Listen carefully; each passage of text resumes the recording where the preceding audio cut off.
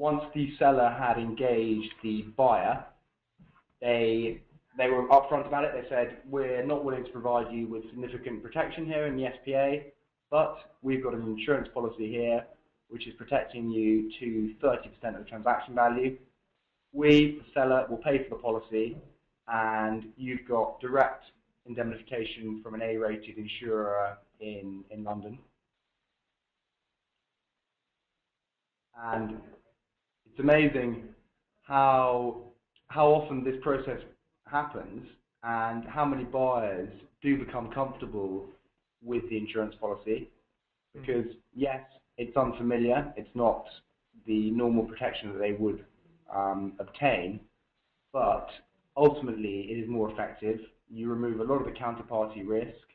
You more often than not have a higher limit of liability or a higher cap, and it's a very clear contract from an A-rated insurer.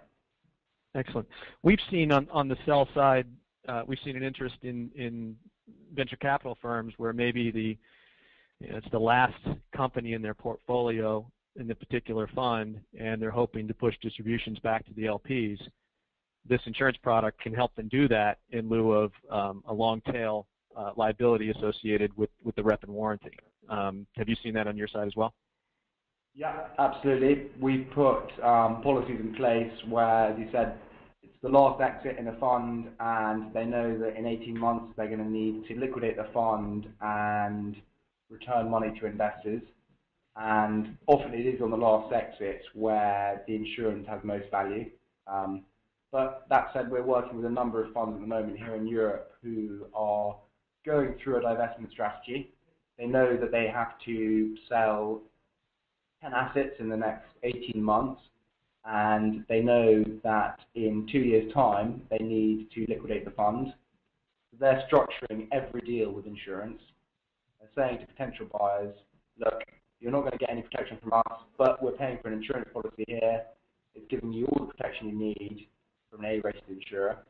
So yeah, very much so. We're seeing a lot of that activity. Excellent. Thank you. Well, Richard, I think that takes us through the entire presentation, correct? Yeah. Well, on behalf of Malloy Risk Services and Axial and our audience, thank you for the fantastic overview of transactional risk insurance. And with good reason, the product has had significant success in both Europe and the U.S. And entities on both the buy and sell side of the transaction need to know about this product to help close the deal. Kristen, I'll turn it over to you at this time, and perhaps we can take questions if need be. Great. Our first question is around the transaction value size. Is there a certain minimum where insurance companies won't really look at creating policies for such a small transaction? Is there a low threshold? Shall I take that? Is there a minimum value for getting an insurance claim for a transaction?